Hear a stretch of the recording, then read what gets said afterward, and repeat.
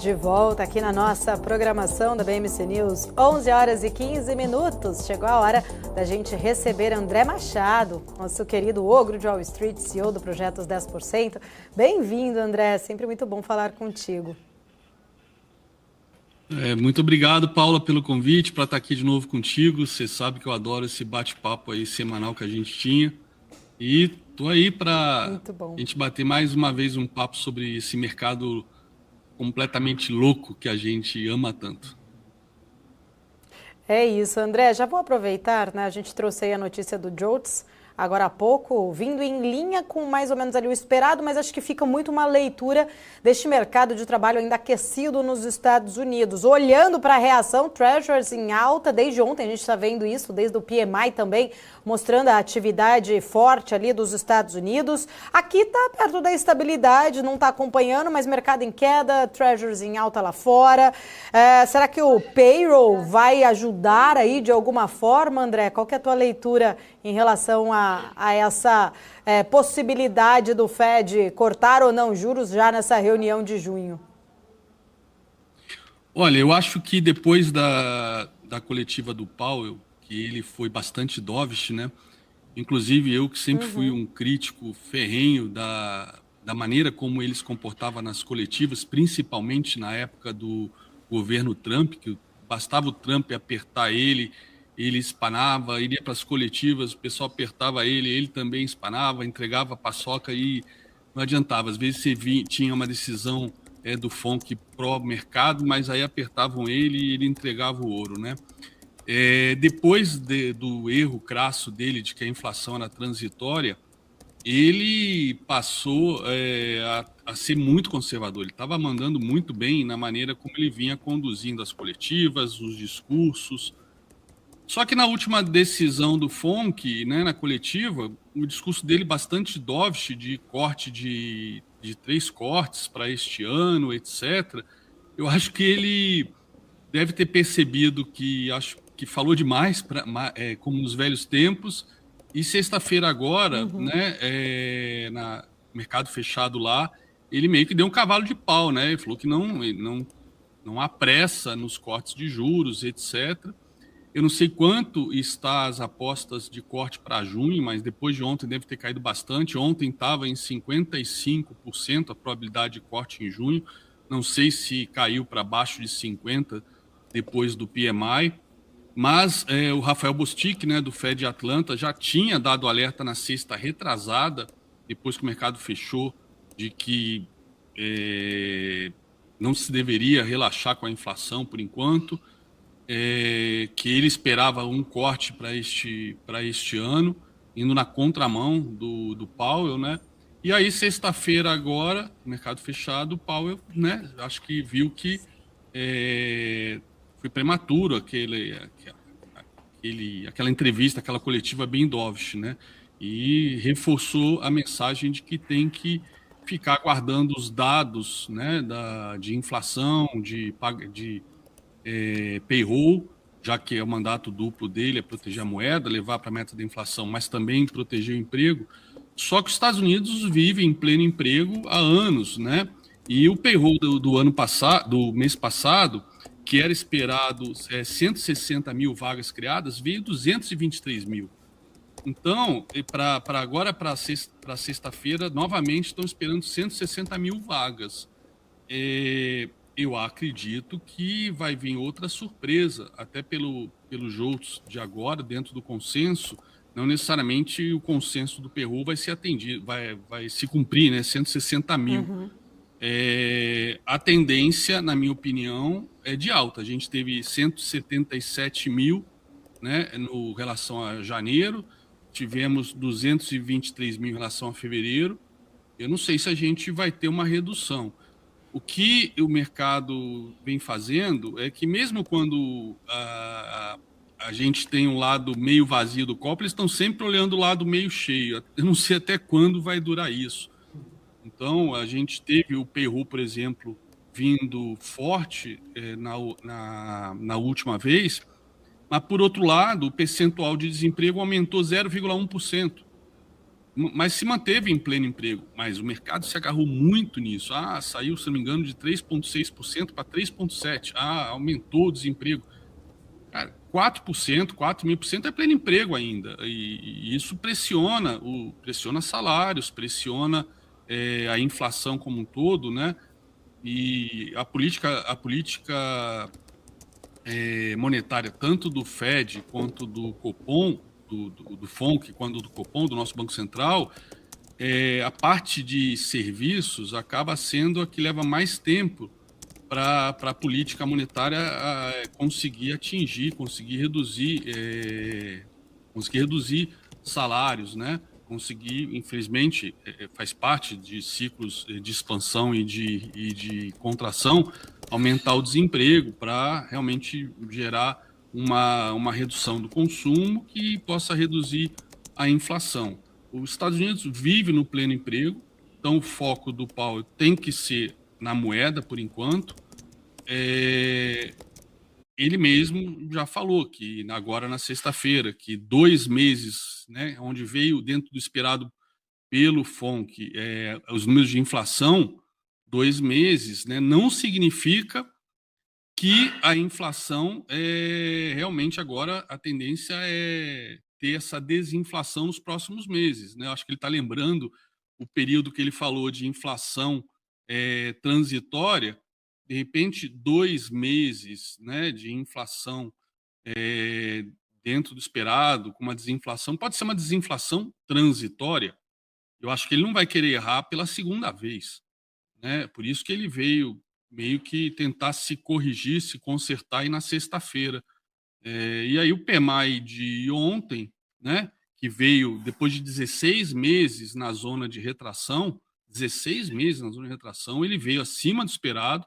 Era esperado uma alta pelo mercado de 47,8 para 48,4 e veio 50,1.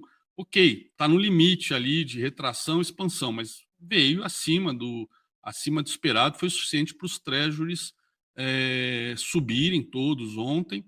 Então já tinha pressão do próprio Powell na sexta-feira, meio que vamos ter que esperar mais dados, ou seja, não quer errar novamente, né? Agora com desinflação pode ser transitório, ele não quer errar. E agora o PMI, né? Então, Jolts veio em linha. Será que o mercado está olhando lá do meio cheio do copo? Veio em linha, que bom. Ou será que já começa a, né, esperar aí a possibilidade de um payroll forte novamente?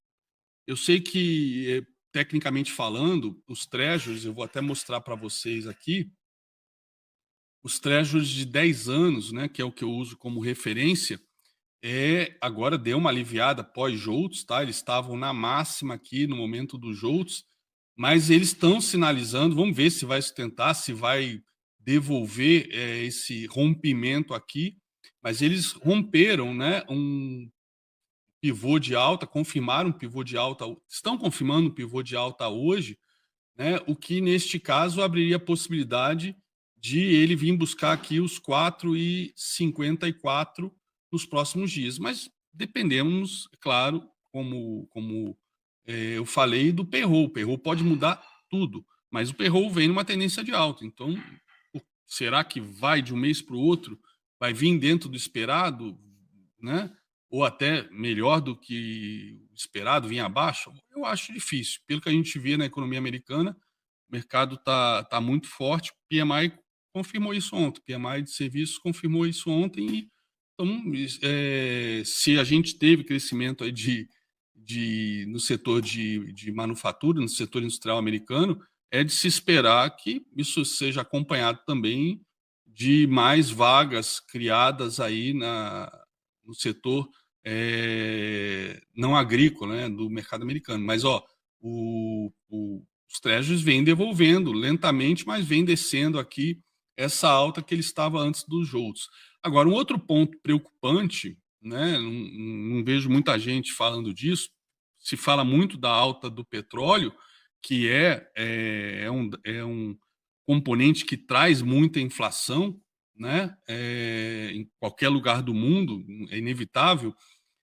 O petróleo, inclusive, agora ele estava subindo mais, né, também deu uma recuada, Mas o petróleo, falando tecnicamente, ele rompeu esse segundo alvo ontem, por mais que agora ele esteja até sentindo essa linha desse canal de alta, mas até eu comentei hoje no Morning Call que a expectativa depois desse rompimento de ontem era até a gente poder passar por um pullback aqui nessa região dos $83, mas eu acredito que o cenário está aberto agora para o WTI futuro, né, e buscar lá os $87 34 centavos, né? Se a gente for falar do Brent futuro, que é a referência para Petrobras, ele está aqui embaixo, né? Subindo 0,84% por cento agora.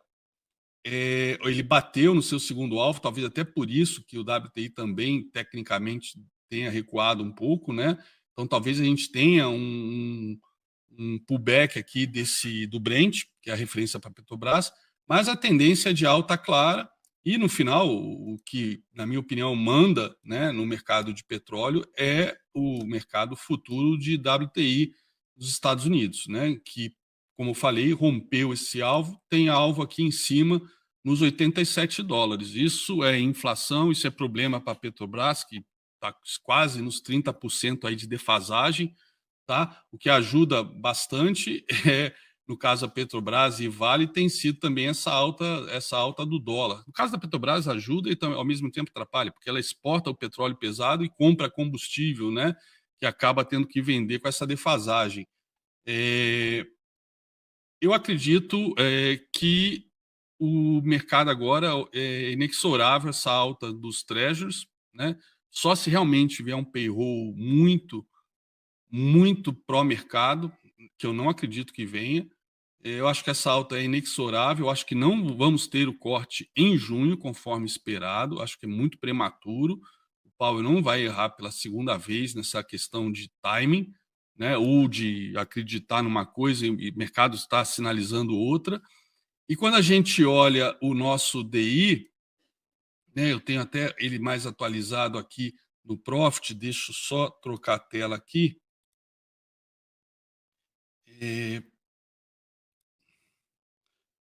Carregando a tela. Pronto. Então tá aqui. O DI, do DI alta, firme e forte, rompeu esse segundo alvo. Então o DI tem alvo agora em 10,88, 10,89. 10,89, está em 10,80 agora, né? Recuando também junto com os treasuries. Mas ele rompeu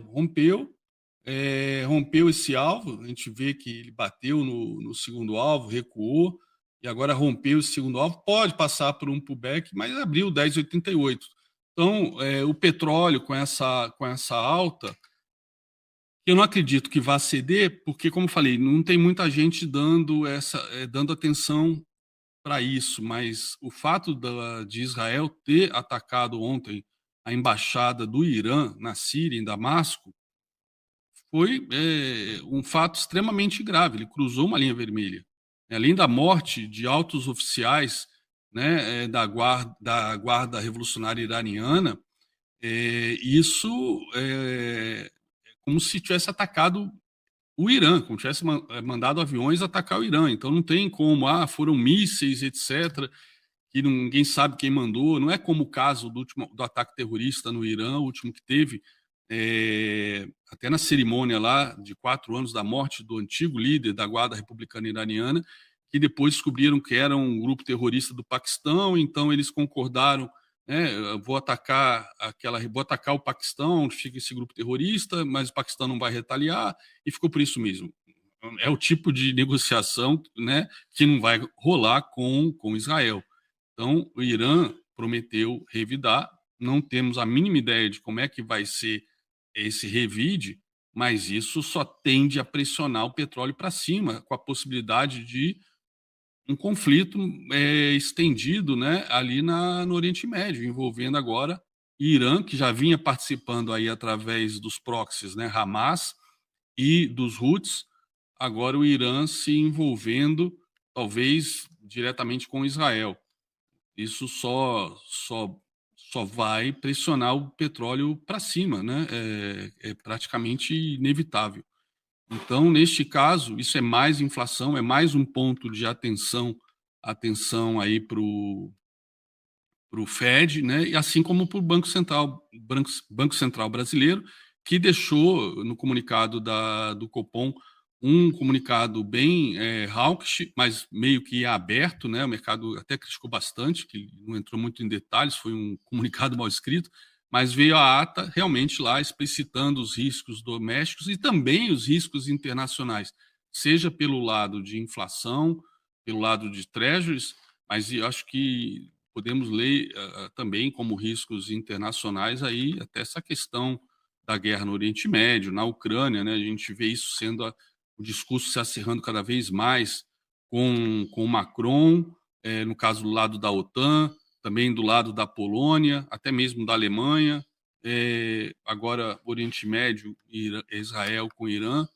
Tudo isso serve, né, pode servir de um pretexto até para o alfinete estourar essa bolha de IA, que é uma unanimidade no mercado, que é uma bolha. Se trata de uma bolha, o próprio economista-chefe Citibank falou isso, é uma bolha, mas acredito que não vai estourar agora, vai estourar em 2025. É difícil dizer. Bolhas estouram a hora que querem, basta ter um alfinete. O alfinete pode ser qualquer coisa, né, no cenário externo, ou até mesmo, sei lá, na questão de política monetária. O próprio Peru vindo forte afasta de vez a possibilidade aí de corte em junho e talvez até mesmo os 3 cortes esperados pelo mercado para 2024. Do nosso lado, além de todo esse cenário, né, para puxar o DI para cima, tem essa questão também fiscal, né? A gente sabe que o governo Lula, o governo petista, na hora que está nas cordas, a única ferramenta que ele conhece, né, para aumentar a popularidade é gastos. E já era um governo que se declarou gastão antes mesmo de assumir, logo depois do segundo turno de 22. Né? Agora, com essa queda de popularidade, pesquisa após pesquisa, né, o presidente não podendo aparecer nas ruas, né, num restaurante foi vaiado, etc. Sempre em cenário aí de ele quer inaugurar obras, botou os ministros, né, precisamos nos comunicar melhor. Isso quer dizer comunicar melhor na linguagem petista significa inaugurar obras, né? Será que ele vai conseguir inaugurar obras se não for em cenário aí controlado de sindicalistas, petistas, né, para poder sair bem na foto? Então, ele está perdendo bastante popularidade, seja por inflação, seja pelos discursos, né, que ele fez contra a agro, contra os evangélicos, a favor do Hamas, sendo parabenizado pelo Hamas, enfim, indo sempre na contramão do que o mundo todo. Quando a gente vê essa dicotomia aí, essa briga ideológica nas redes sociais de pró-palestinos e pró-israelenses, é um nicho muito pequeno, que essas andorinhas não fazem verão. Então, acho que o Lula vem mais gastão. Ontem o Pacheco deu mais um golpe aí, né, deixando expirar lá a questão dos impostos, né, para os municípios, e isso aí é uma perda de 10 bilhões de reais, né? Ele disse que isso tem que ser via projeto de lei, etc., aquela questão dos 50 mil municípios, tem que ser projeto de lei, então são 10 bilhões de reais a menos. Um governo gastão precisa desesperadamente de receita, vai ter uma hora que essa receita não vai ter de onde vir, o governo vai gastar e não vai dizer que não é gasto, que é investimento para o povo, etc., né? Tipo, vale picanha, eles anunciaram.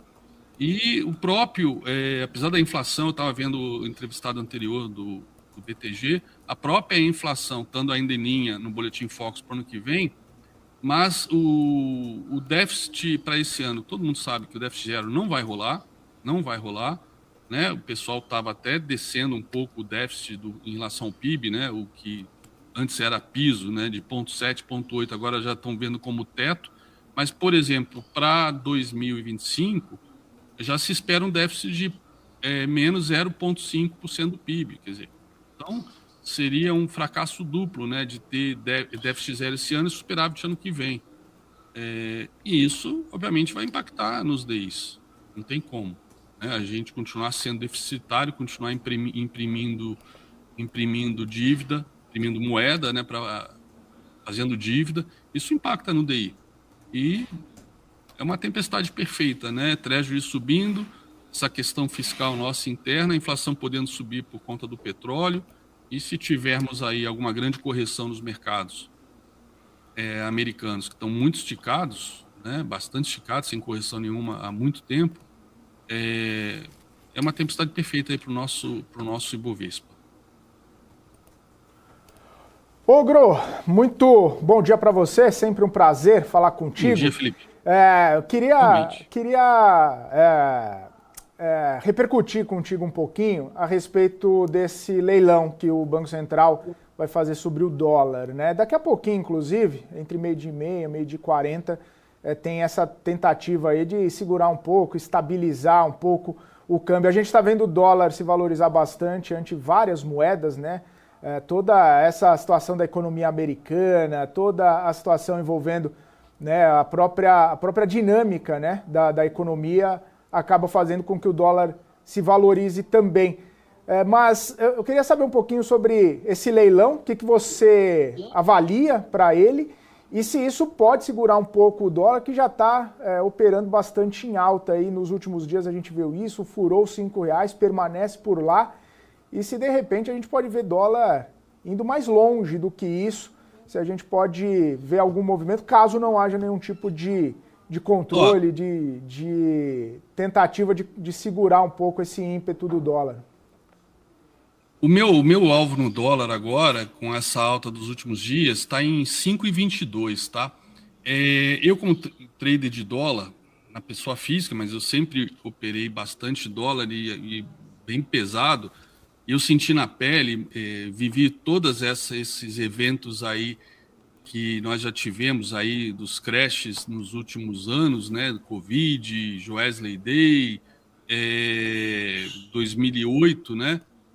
Sei lá, eu fiz as contas, eu acho que já desde 2002 já peguei uns 16, 17 circuit breaks. E quando o dólar começa a subir por conta de juros, né? E o juros está subindo aqui e lá, como falei, deve confirmar um pivô de alta também lá.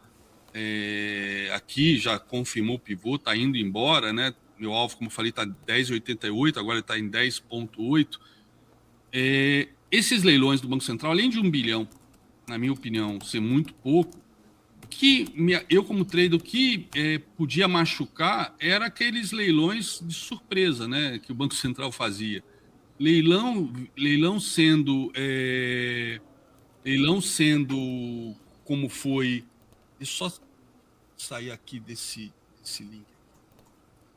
Leilão como foi esse anunciado ontem, não é punitivo. O que machuca os traders, né, que deixam eles menos propensos a tomar risco, ou pelo menos ir um pouco mais devagar com o andor, é quando a gente tem aqueles leilões não agendados, de surpresa, né? Aquilo machuca. Claro que grandes bancos, tesourarias, aguentam forte, aguentam firme isso, né? E eu acho que com a alta do DI, o dólar vai acompanhar, né? Não tem muito o que fazer. Nessa hora, o Banco Central não adianta, não tem muito por onde fugir. Se o dólar começar a se valorizar no mundo inteiro, porque a única maneira de você comprar treasuries é em dólar, né? Não tem outra maneira, você não compra em reais, nem em ienes, nem em yuans. Então, o dólar se valorizando lá fora vai valorizar aqui. Não tem como. A nossa moeda, não tem como ela ir na contramão, ainda mais com esses riscos fiscais, né? Que estão levando essa alta do DI forte nas últimas semanas. Então, esse tipo de ação do Banco Central, para mim, é completamente inócua. E o próprio Banco Central sabe disso, né? Água morro acima. Não, fogo morro acima, água morro abaixo. Cara, ninguém segura. É o caso de quando o dólar engata uma tendência de alta, os juros engatam uma tendência de alta. ninguém segura. Você pode retardar, mas os alvos são atingidos do mesmo jeito. Pode demorar um pouco mais, né, alguns dias a mais, mas os alvos são atingidos. Eu não vejo... Mas o Banco Central tem que fazer a parte dele, até para não ser, de repente, criticado demais de não ter atuado. Mas essa atuação anunciada ontem, para mim, não fede nem cheira, literalmente. Boa. André Machado, obrigado por estar aqui com a gente mais uma vez. Seja sempre muito bem-vindo. Até a próxima, então. Um abraço para você. Fechado, Felipe. Um abraço para todos da BMC. É uma alegria estar aqui com vocês toda semana. Valeu. Satisfação é toda nossa. Um abraço. André Machado, CEO do projeto Os 10%, o ogro de Wall Street aqui conosco. 11h41.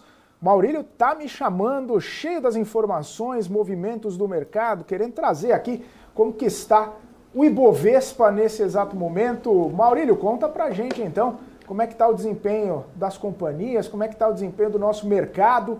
A gente pode falar que estamos indo bem, apesar lá de fora? Com certeza, viu, Felipe? Estamos, inclusive, em patamar oposto, né, ao